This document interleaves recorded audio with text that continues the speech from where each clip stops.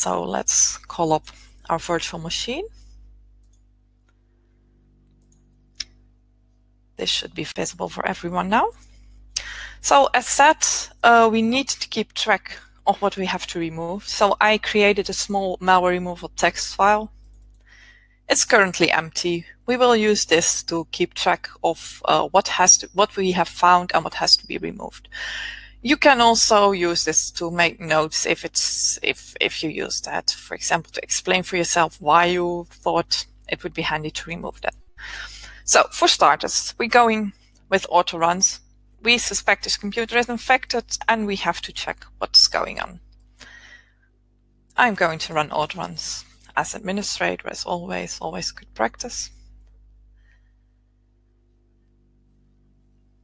And very conveniently, our load point is already visible. It's this line here. Of course, I could examine this entire log. I won't do that. We paid more attention to details of autorun's log and logs, and we did an example in the first webinar. The video for that webinar is still available on our YouTube channel, so I invite you to check it out if you are interested in how to use autoruns to find load points. In this case, we have one load point. It seems pretty straightforward. It's a run value. It's a default value, and it points to a batch file in a random folder. The file is randomly named. So to find out more about it, let's jump to the image and see what the file is. So we're in the folder. It's called 1E417D, and I'm going to pronounce this only really once because it makes no sense to do that. This file is random, and we also notice a different file that also looks completely random. This is a batch file, and a batch file usually can be read by a human, so we're going to do that. We right-click it and edit, and that will open the batch script in Notepad. And this is a really simple script. It basically says, you know what, run the other file we have in this folder. In this case, A12533.A6A8186. That sounds again horribly random and makes me almost sure it's bad.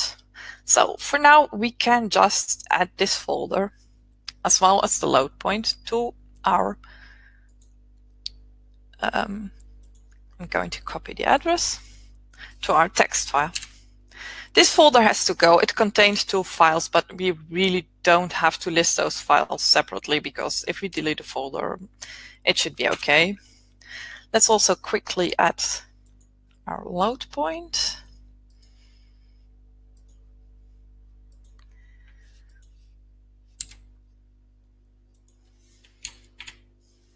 Oh, I'd only copy this part. 1 second. Let me just copy this one instead. There we go. And I'm just adding default here. So that's 2. Okay, back to our files. Or not? Yes. So we found that this batch file will just load this file here. Now this file here looks a bit strange because normally you would expect it to have something like .exe or .com or .text or whatever is a known file type at the end of the file. However, this file does not have it. This file has .A6A8186 at the end, and that's really uncommon, and that is also something that Windows will not recognize by default. So if this is completely unknown, when you would run this file, Windows would pop up and ask you what program you wanted to open the file with. I haven't seen such a window, so that means that something, most likely the malware dropper, must have registered it. And that takes us to the next step. Well, we can quickly check this out, but we will have to check this out in the Windows registry. I'm just going to copy the hash so we can quickly check on VirusTotal if it knows anything about this file. It is absolutely malicious because you won't see a file with this naming that is legitimate. At least you shouldn't. Just searching for the hash. There are no matches. VirusTotal doesn't know it. We could upload it, but you would see it would hit no detections because this file is just basically a dummy. The file itself doesn't do anything, just the extension is neat, and that's the part we are going to examine right now. So let's copy that.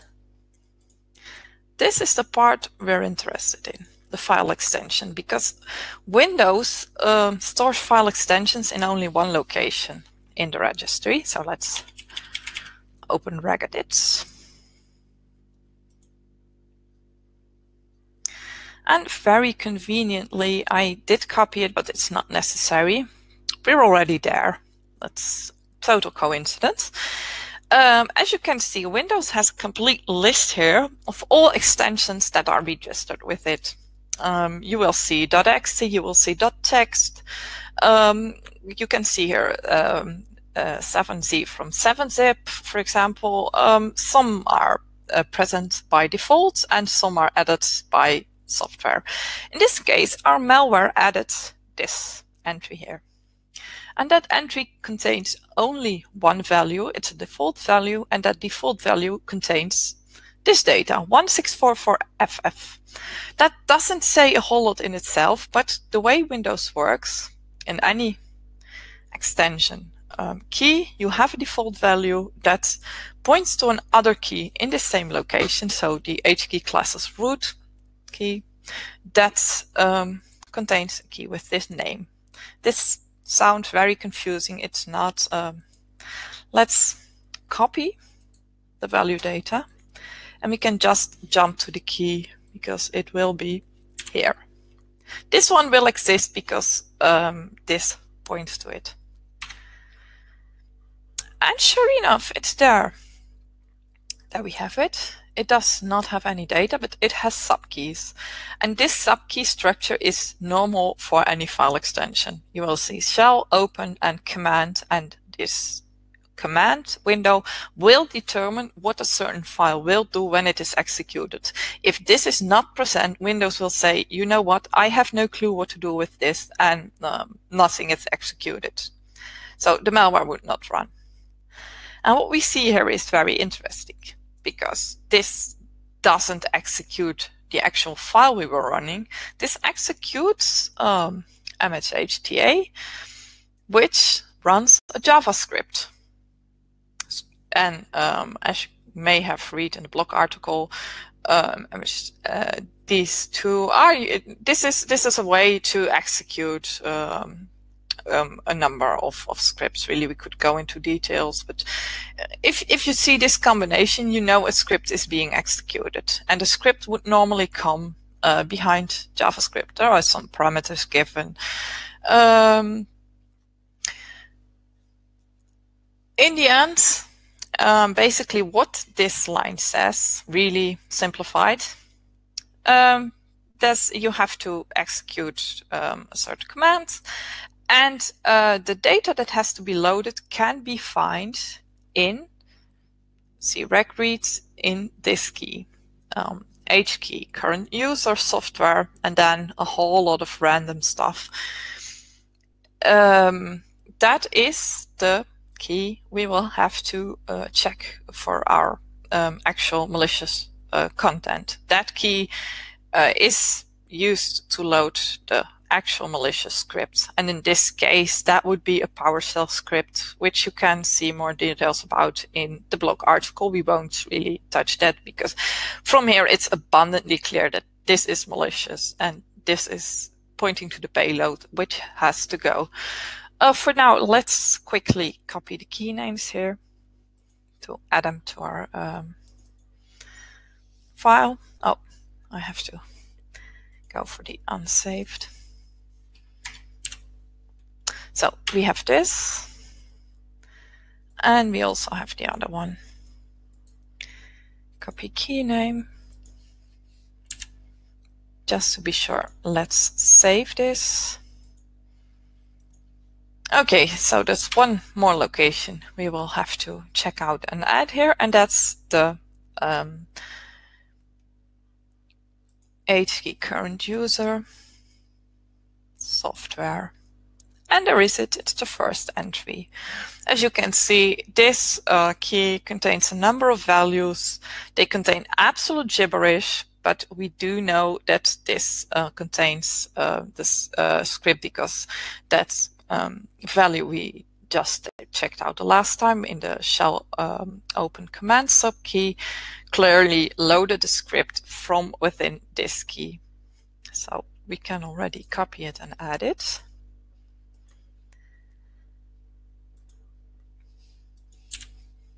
So we have one folder and 4 registry objects that have to go.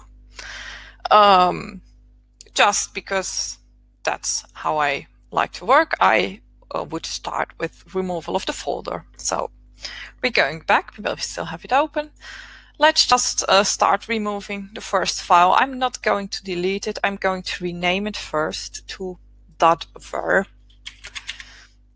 In case I target the wrong file, having a backup is always good. And here is our first problem, because as I was renaming that file and I was explaining why I renamed it and not deleted, the original file has already been recreated. And I can assure you, I can try to delete the batch file. The same thing will happen with the batch file as well. So something is interfering with our cleaning process. I can try to clean out the registry now, but the chances are high the same thing will happen. So we will need to find out what is recreating this file and folder structure. I could try Process Explorer, but Process Explorer really won't show any suspicious process. I'm not going to load it up now because we're a bit time pressed in this demo. So we're going with Process Monitor, and what I want to find out with Process Monitor is what process is responsible for recreating this file.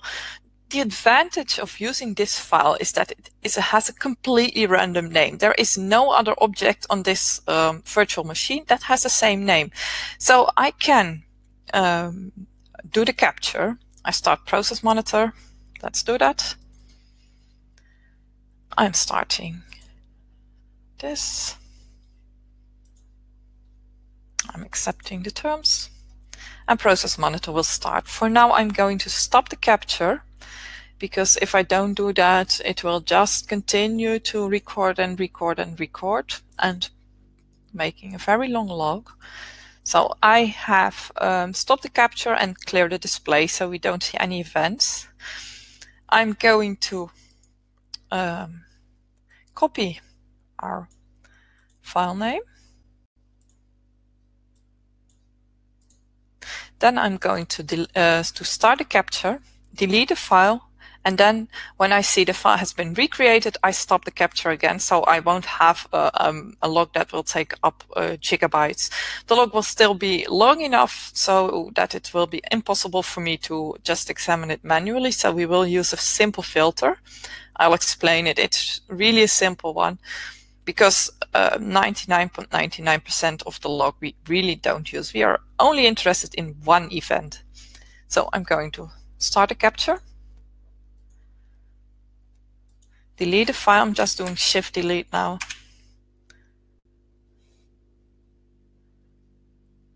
And it's recreated, so we can stop the capture. Okay, now I have a very big log here.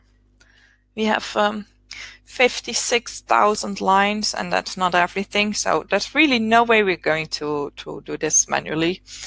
We could do a Control plus F to find the file name, but because we have a monitoring process, something will always be looking for the existence of the file. So you will see more references, because you will also see, hey, I looked for it and I couldn't find it, and we don't really want to see that, because there are legitimate processes that do this as well. So we're going to set up a very simple filter. I'm going to filter. What we're interested in here is the operation. The operation is basically, well, what did Windows do? And the operation we're interested in is a write file. Write file is a function that adds a file to the file system, basically. Well, it's not that simple, but for now it suffices.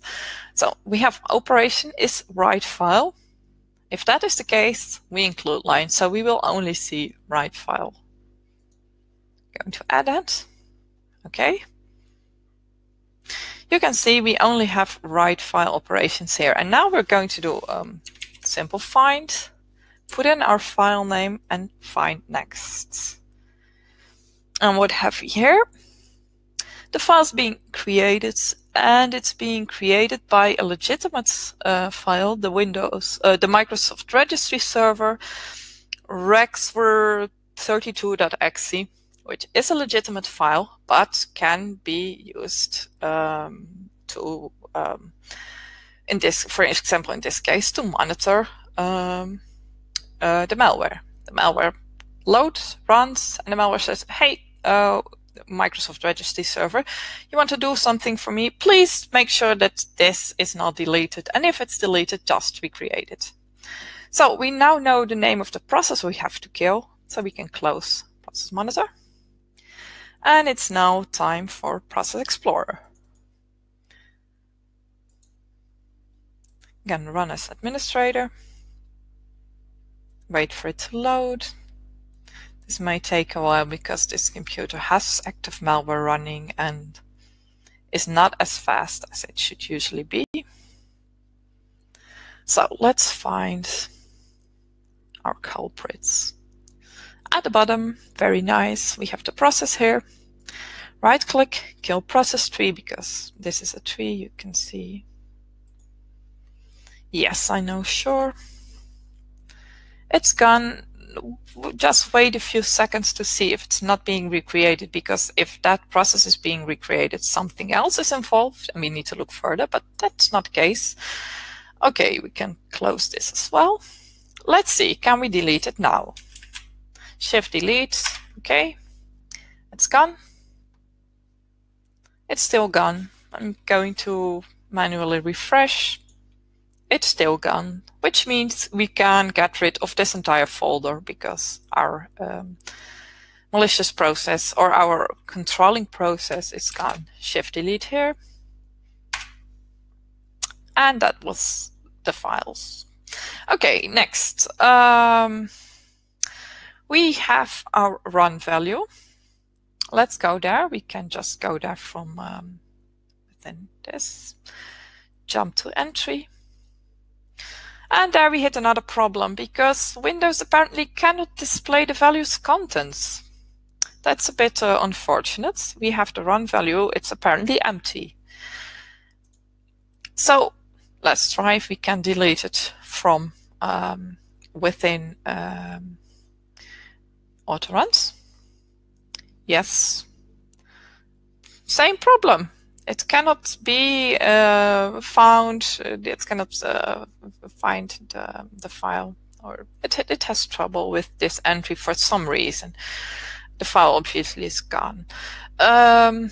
So what do we do with this run value? I mean, the reason why the content cannot be displayed, because we're sure this default value points to the malicious file, to the batch file, because that's what we see here. The image path. The image path is this part, the data. But here it says value not set because, well, Windows cannot really read the content of the run value for some reason. And I happen to know that this is common for this type of infection because it often adds invalid characters or similar things to just make it harder to remove it and to trick scanning tools into just not properly reading this.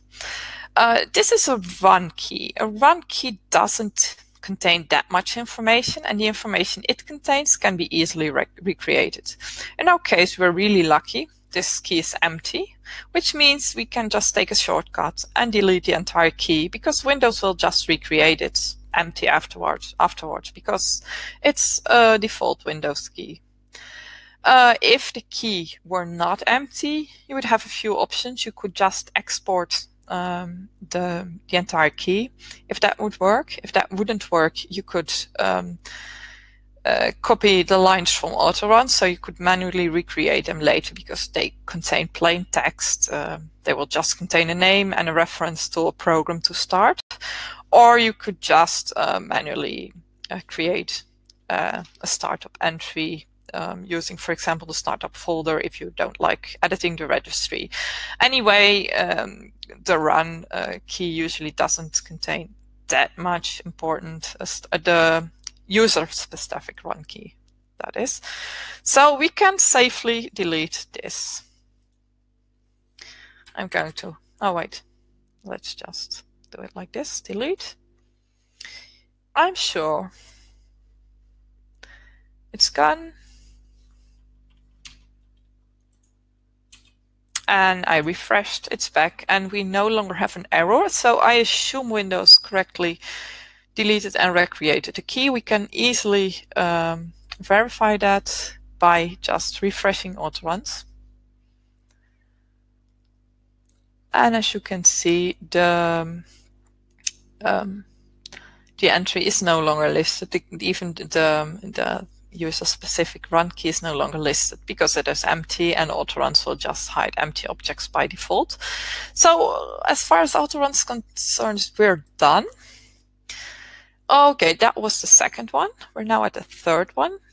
Those should be relatively easy to remove. Let's start with the two class as root entries.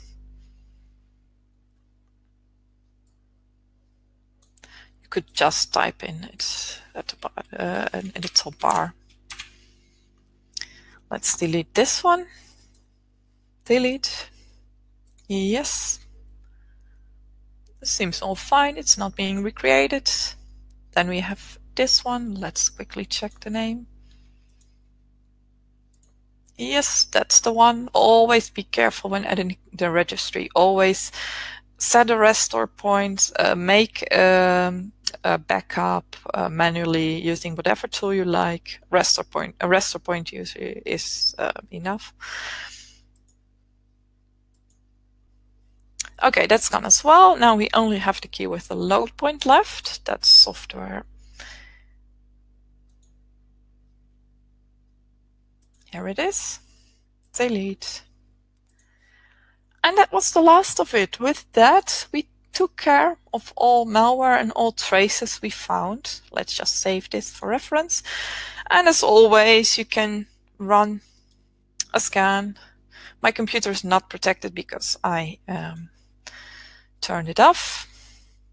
Otherwise, this whole demo would not have been possible because it's hard to get this malware to run with Emsisoft running, and I assume with other antivirus as well. So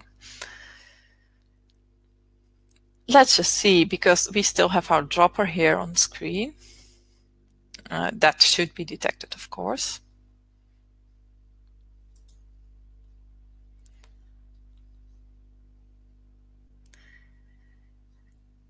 Also, there actually were a few questions about this. I saw in the article comments and elsewhere on the internet, people kept asking, why do we do a webinar of this type of malware?